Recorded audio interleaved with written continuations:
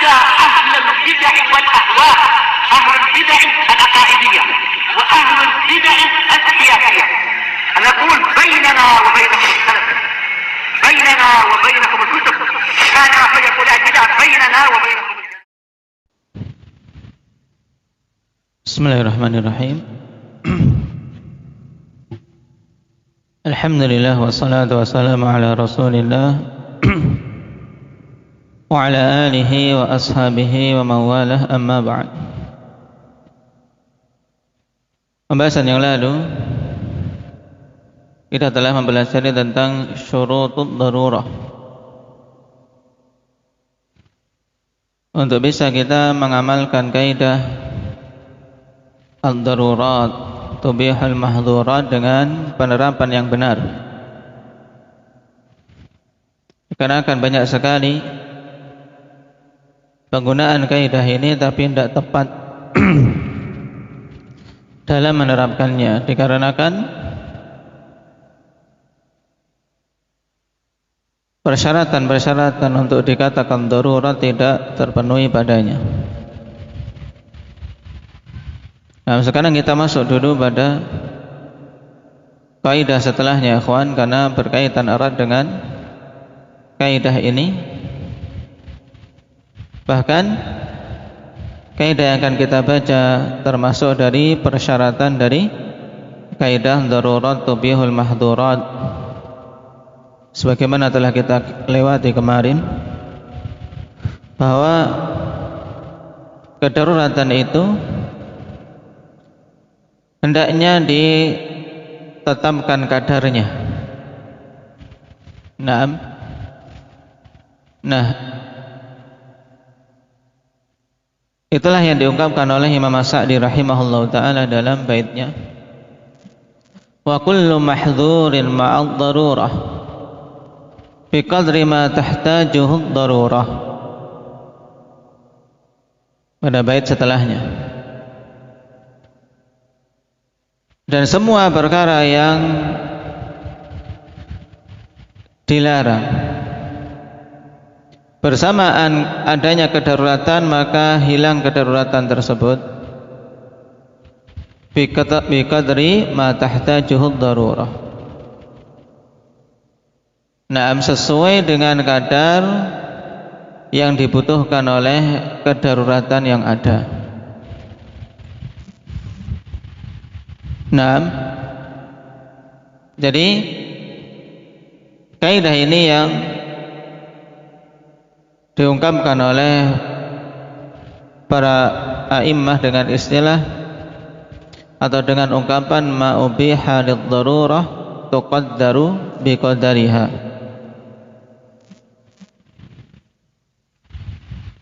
Tayyib. Apa saja yang diperbolehkan dengan sebab kedaruratan? Ma ubiha lid-darurah. Nah,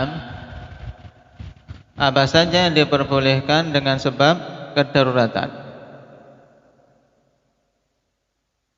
Maka tuqaddaru biqadariha, maka dia ditetapkan sesuai dengan kadar kedaruratan yang ada. Jadi tidak bisa kemudian diperbolehkan secara mutlak.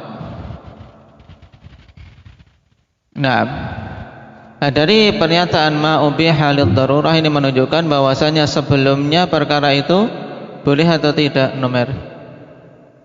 Ma ubiha lid-darurah berarti sebelumnya perkara itu tidak boleh. Nah, tapi dengan adanya kedaruratan perkara itu diperbolehkan. Nah, maka pembolehan ini tuqaddaru biqadariha. Nah, ditetapkan sesuai dengan kadarnya. Nah, sehingga dalam kaidah ini kita ketahui bahwa hal-hal yang diharamkan, yang dilanggar dengan sebab kedaruratan itu tidak luas perkaranya, tapi perkaranya sempit. Dia diperbolehkan melanggar yang diharamkan tersebut hanya sebatas kadar kedaruratan itu bisa tertolak. kedaruratan itu bisa terangkat.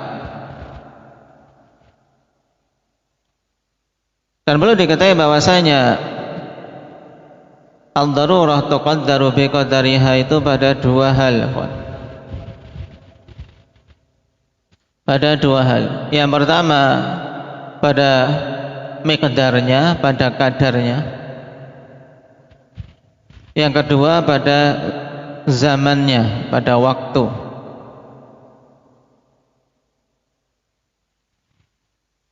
Kenapa? Karena kedaruratan itu berkaitan dengan adanya darar. Maka kapan saja darurah itu telah hilang, maka wajib untuk berhenti, menahan diri dari dari hal yang diharamkan tadi.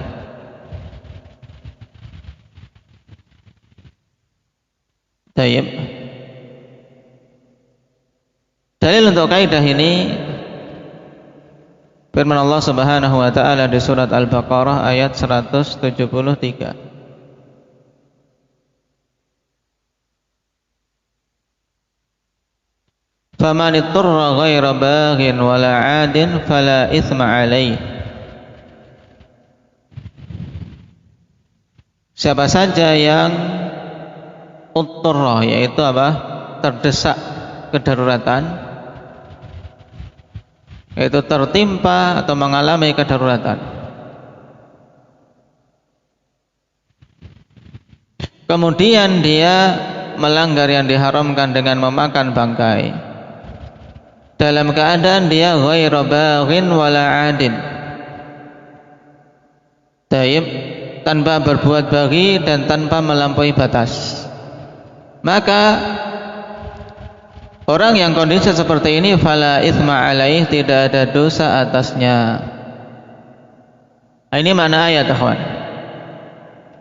Menunjukkan bahwasanya orang yang baghi, dan adi,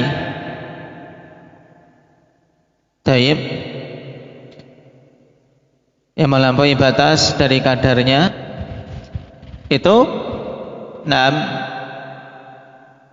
mendapatkan dosa walaupun dia tadinya mengalami darurat, mengalami kedaruratan ketika melanggar yang diharamkan.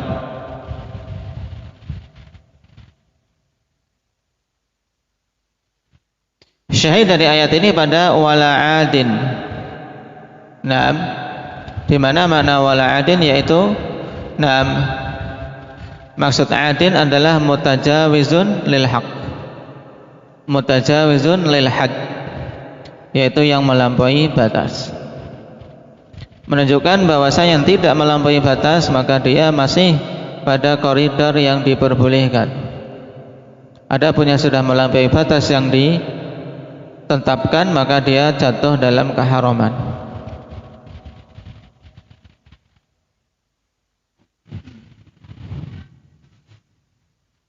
Baik.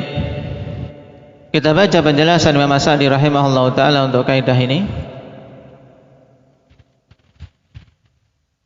Qala rahimahullah, wa kullu mahdhurin ma'ad darurah biqadri ma tahtajuhu ad-darurah, ay fala yazidu ala ma tahtaju ilaihi ad-darurah. Maksudnya semua perkara yang diharamkan pada asalnya bersamaan dengan adanya kedaruratan, maka perkara yang diharamkan itu boleh dilanggar, tapi fala yazidu ala ma tahtaju ilaihi darurah, tidak boleh melebihi apa yang dibutuhkan atau apa yang kedaruratan butuh kepadanya. Ya, maka tidak boleh melebihi apa yang kedaruratan tersebut butuh kepadanya. Alatid daruratu wajib al-kaffu 'anil baqi. Bahkan apabila kedaruratan itu telah hilang, maka wajib untuk menahan diri dari yang tersisa. Contoh paling mudah, ikhwan. Orang yang mencapai tingkatan makhmasah, yaitu kelaparan yang sangat, yang sudah hampir mati, mendapati bangkai, maka dia fayakulu minal maitati wa nahwiha biqadri ma yuzilud darurah. sehingga dia diperbolehkan untuk makan dari bangkai dan yang semisalnya, dengan kadar yang kedaruratan bisa hilang dengannya. Taib. Nah, pada penetapan kadar ini bagaimana, kawan? Ada hal yang butuh diketahui. Di sana ada kondisi yang disepakati oleh para ulama dan di sana ada kondisi yang terjadi khilaf. Kondisi yang terjadi kesepakatan di antara para ulama yaitu bahwasanya diperbolehkan makan dari bangkai dan semua hal-hal yang diharamkan, kawan, ketika ada kedaruratan sebatas kadar bisa menyelamatkan dari kematian. Ini ijma'. Kalau kadarnya sebatas bisa menyelamatkan dari kematian, maka maka ijma' boleh. Ijma' kondisi yang dia tempuh itu halal.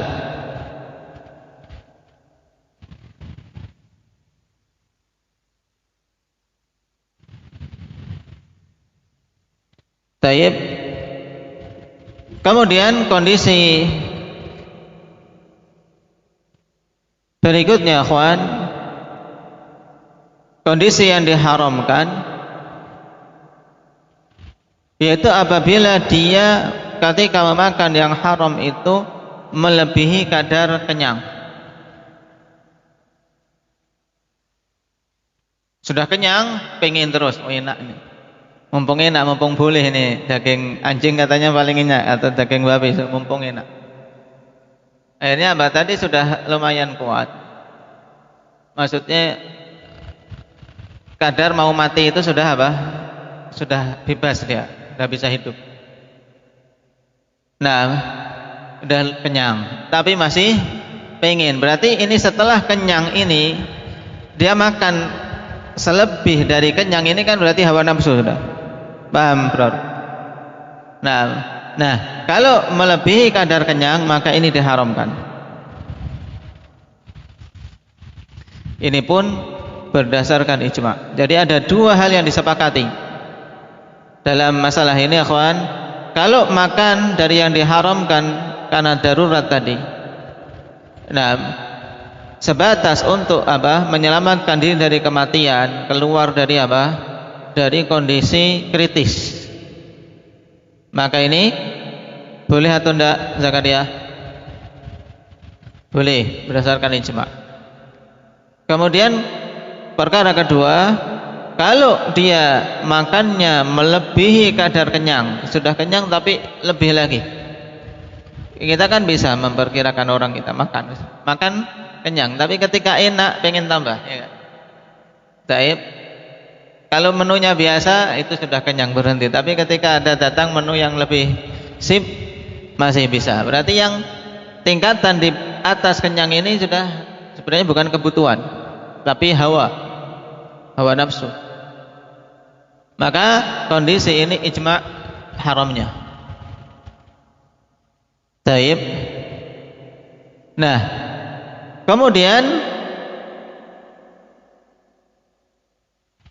perkara yang dikhilafkan yang bagaimana, kawan? Itulah pada kondisi kedua, yaitu yang dia makan telah melewati masa tingkatan kritis, tapi belum kenyang. Apakah boleh dia makan sampai kenyang? Taib. Apakah dia boleh makan sampai kenyang? Maka di sini butuh kita melihat kondisi kedaruratan tersebut bagaimana. Karena kondisi kedaruratan itu bisa terbagi menjadi dua. Yang pertama, kedaruratan yang terus-menerus tidak diharapkan hilangnya dalam waktu dekat. Contohnya bagaimana, Iqbal? Kedaruratan ini terus-menerus tidak diharapkan hilangnya itu dalam waktu dekat. Misalnya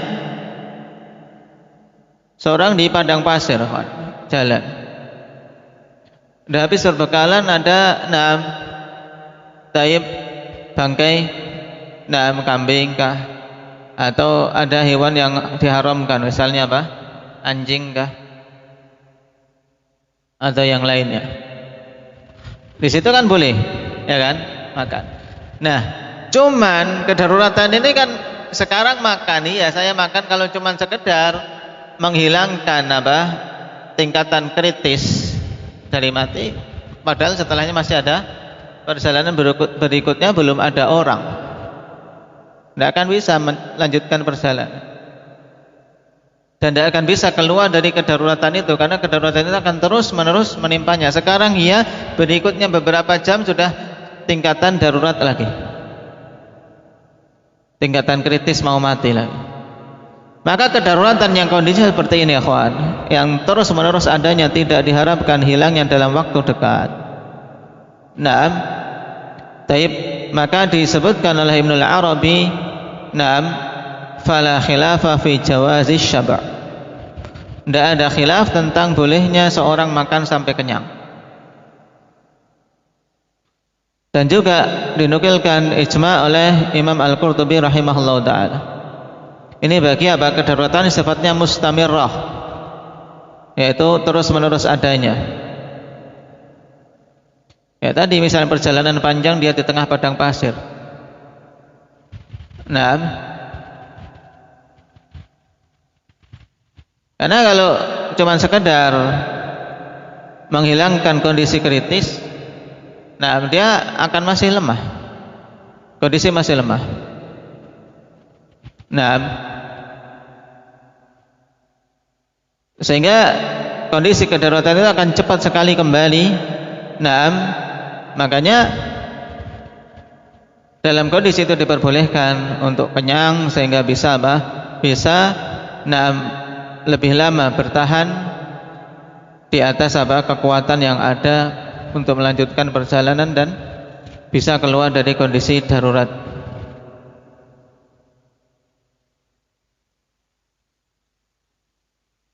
Nah, dan bahkan diperbolehkan baginya khonifillah untuk apa? Berbekal, yaitu apa? Berbekal dengan apa? Dengan sesuatu yang asalnya haram itu untuk apa? Jaga-jaga kalau nanti apa? Kondisi darurat itu datang kembali, paham? Karena dia di padang pasir, dia boleh mengambil bekal itu, nanti belum tentu saya dapat lagi. Tapi tidak boleh dimakan kecuali sampai apa? Sampai kondisi betul-betul lemah, mencapai tingkatan darurat berikutnya, paham? Karena kedaruratan saat ini sudah terangkat, bahkan dia diperbolehkan oleh syariat untuk sampai kenyang agar tidak kembali dengan cepat kedaruratan itu. Dan dia diperbolehkan menjadikan sebagai bekal, tapi tidak boleh dimakan sampai mencapai kondisi darurat berikutnya. Tayyib. Hal ini sebagaimana ditegaskan oleh Syekh Ibnu Utsaimin rahimahullah taala sebagai qaulun jayyid. Naam.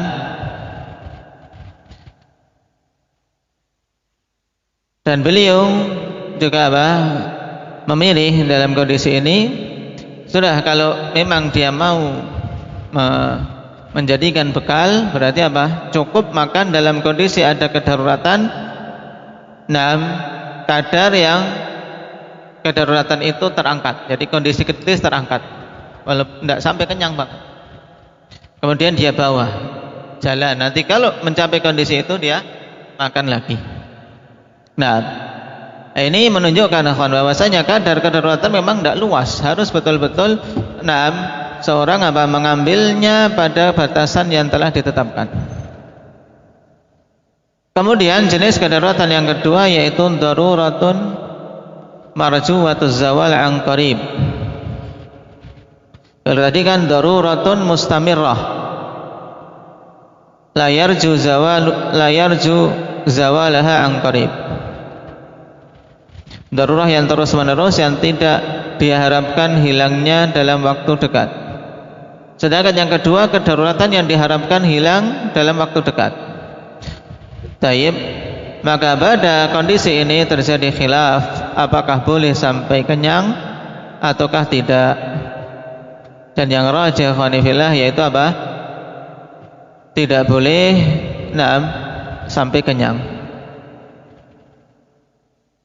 tapi dia mencukupkan diri sampai apa? Tingkatan kritis yang menimpa dia bisa apa? Bisa terlewati. Taib. Kenapa? Karena bisa diharapkan cuma waktu dekat saja. Dalam artian orang-orang sudah mau datang, tapi dia sudah lemas sekali. Penyelamat sudah kelihatan misalnya, tapi dia sudah kritis, lemas sekali. Di situ dia boleh ngambil sedikit saja untuk bertahan hidup. Paham? Ini penggambaran kondisi di mana apa? Kedaruratan diharapkan hilang dalam waktu dekat.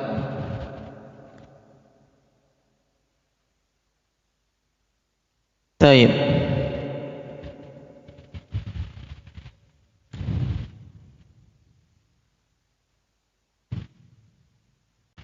Taib ini berkaitan dengan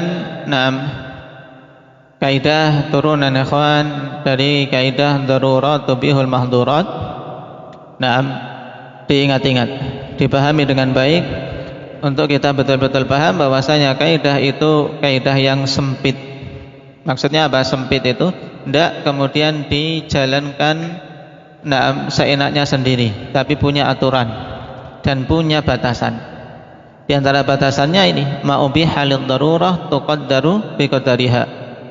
Dan kadar taib untuk pembatasan darurah tadi bisa dilihat dari dua hal, dari miqdarnya, yaitu dari si jumlahnya ini, miqdar kadar perkara kedaruratan yang mau diambil, juga dari siapa? Waktunya, dari si zaman.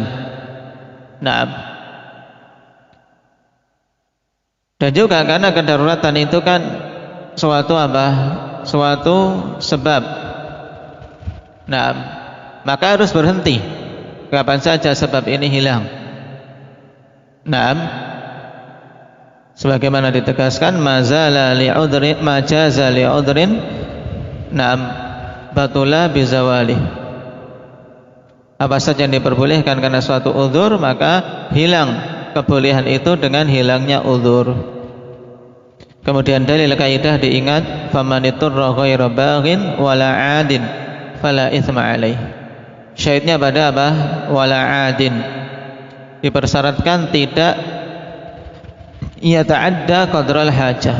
Tidak boleh dia melampaui kadar kebutuhan, tidak boleh melampaui kadar yang telah diperbolehkan.